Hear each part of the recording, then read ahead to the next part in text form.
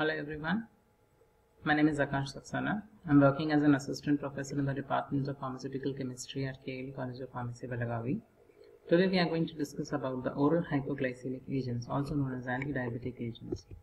So by the end of this chapter, students will be able to know what is diabetes, its etiology and clinical implications, oral hypoglycemic agents with their classification, mechanism of action of the oral hypoglycemic agents on the anti-diabetic agents, SAR, drug structure and uses of the drugs in the course contents of the BPharm. So diabetes, we know that it is a disease which is characterized by insulin deficiency or insulin resistance, in which the body fails to utilize the nutrients like carbohydrates, fats, proteins, and there will be reduced production of energy in the form of ATP. So in our body basically insulin production is slow or insulin production is not at all. So depending on this, symptoms of diabetes can be seen, that is polytipsia, that is increased thirst, polyphagia, that is increased hunger, polyuria, that is increased urine excretion, poor wound healing. Some patients also develop diabetic foot ulcer. They will experience fatigue due to the insulin deficiency. So coming to diabetes, we have two types of diabetes, that is insulin dependent diabetes mellitus, that is IDDM. So this is first type. So in this first type, basically the body immune system attacks the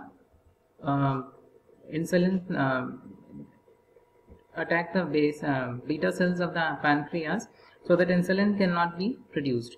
So for them, the beta cells of the islets of Langerhans in the pancreas will be a foreign body.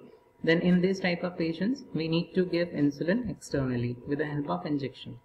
In type 2 diabetes, there is known as the adult onset diabetes, and it is the most common form of diabetes. People with unhealthy lifestyle or people beyond the age of 40 years are likely to develop this type of diabetes. In this particular case, what happens is the diabetes is the insulin which is present, it has either gone in a hibernating phase.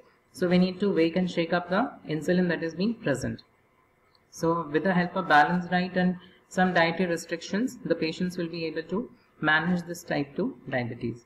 So oral hypoglycemic agents refers to as anti-diabetic medication. So the drugs used in the treatment of diabetes mellitus works by lowering the blood glucose level. They are administered orally and are thus also known as oral hypoglycemic agents or oral anti-hypoglycemic agents. So coming to classification, so we have sulfonylureas, we have non-sulfonylureas known as meglitinides, we have thiazolidinediones, we have biagonides and alpha-glucosidase inhibitor. So for our discussion today, we will be discussing only about sulfonylureas, meglitinides and thiazolidinediones. So coming to sulfonylureas, these sulfonylureas are the class of drugs which contain a sulfonyl and a urea group. So the sulfonyl portion, we know that it is very water soluble. So it is basically an acidic amine and oxygen atoms for good hydrogen bonding. So R1 and R2 groups are very lipophilic, which account for the differences in overall potency, metabolism, duration and the routes of elimination. Overall drugs tend to be lipophilic and ionized at the body pH. They are weak acids with a pKa equivalent of 5 to 6. Second generation sulfonylureas are more lipophilic than the first, so hence they are more potent. They secrete insulin from the functioning beta cells of the intact pancreas.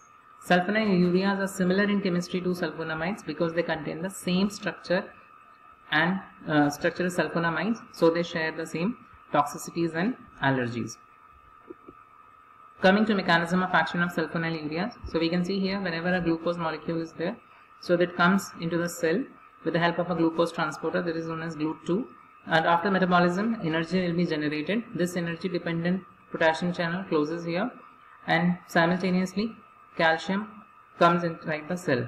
So when concentration of calcium inside the cell increases, so what happens? It leads to the squeezing of the cell. So whenever this contraction or squeezing of the cell takes place, so this insulin moves out of the cell with the help of exocytosis and it is available in the system. So this is the mechanism of action of sulfonylureas. Now coming on to SAR of sulfonylureas.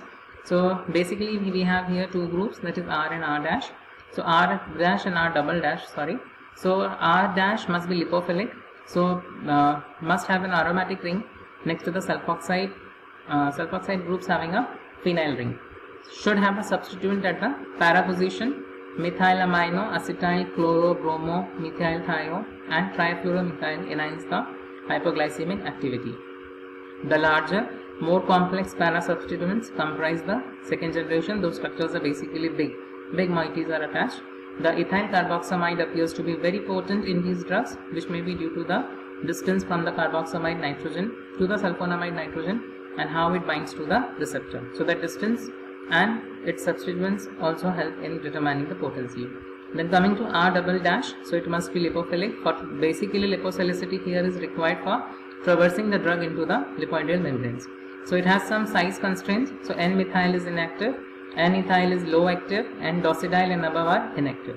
So we can see here the number of the carbons also is important here. So coming to propyl to hexane, it is carbon 3 substituent containing 3 carbons till 6 carbon are most potent. So these are the examples of sulfonyl ureas. So many of them are available in the market. We have seen this, for example, glibenclamide, metalonide, neticlinide, repaglinide, they are all available in the market. Now coming to non-sulfonyl ureas, so they are basically meglitinides. So the meglitinides, they are non-sulfonyl ureas, oral hypoglycemic agents. They are used in the management of the type 2 diabetes, that is non-insulin dependent diabetes mellitus. So these agents, they have a rapid onset in the duration of action. Mechanism of action is similar to sulfonyl ureas, that is squeezing of the insulin that is being present in the beta cells. So there are two major differences between these two classes. First, meglitinide cause much faster insulin production than sulfonyl ureas. Their onset of action is fast. Then effect of meglitinides do not last as long as the effort of sulfonyl. So they are basically short acting and fast acting. The effect of these class appear to last less than 1 hour, while sulfonyl ureas continue to stimulate insulin production over several hours. So basically it is required whenever the person who is having diabetes, they take it only 5 to 10 minutes before the meal. And there is less risk of hypoglycemia due to the short duration of action. So it will not lead to fall in the insulin level in the blood for longer time. So examples of sulfonyl ureas include repaglinide and neticlinide. Coming to the next category, that is thiazolidinedione. So the thiazolidinedione, they represent a novel sulfonyl ureas class of hypoglycemic agents for diabetes.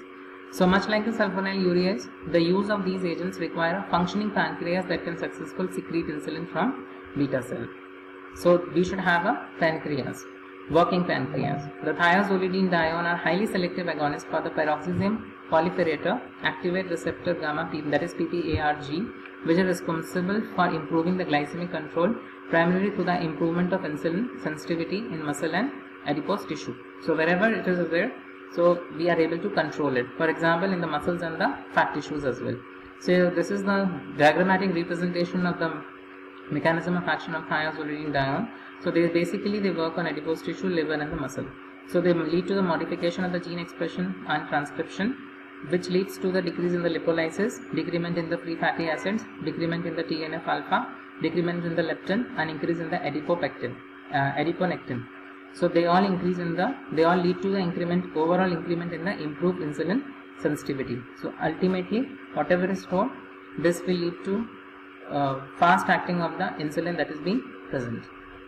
So examples of thiazolidine includes rosiglitazone and pioglitazone. You can see here, since they belong to the second and third generations of drugs, you can see the structure, the length and breadth of the structure will be more. Now coming to the synthesis of chloropropamide. So this is from chlorobenzene sulfonamide. So when it reacts with propyl isocyanate, so you can see here transfer takes place and it leads to the formation of the final molecule, that is chloropropamide. So coming to the drugs, first is insulin. It is used in the treatment of type 1 diabetes. So we know that it is a 51 amino acids are present in the insulin. So and they are joined together with the help of disulfide bonds. Next is metformin. So it is used with proper diet and exercise program, possibly with other medications. So it is used in combination for controlling the high blood sugar levels in the patients who are having type 2 diabetes. Next is pioglitazone. So this pioglitazone is a diabetic drug that is used for controlling the type 2 type of diabetes, and it works by helping to restore your body's proper response to insulin, thereby lowering your blood sugar. So same, all these drugs, they can shake up the insulin that is being stored in the beta cells. So with this entire chapter, we will have studied that what is diabetes. So diabetes is basically a disease that is in which our body is not able to utilize the insulin which is present in the body, or it is not able to maintain the produce the insulin that is to be produced for the normal metabolic processes. So it is of two types we have studied, that is type 1 and type 2 diabetes. So they are used for the treatment of diabetes. So they are known as oral hypoglycemic agents. So it is of 5 types we have seen, but for today we have discussed only sulfonylureas, non-sulfonylureas and thiazolidinediones with their mechanism of action. These are the references for the UG, for the undergraduate level. I will suggest people can, for further reading, they can go for Wilson and Griswold. They can refer Algar Swami, because synthesis and all is given very nicely in Algar Swami.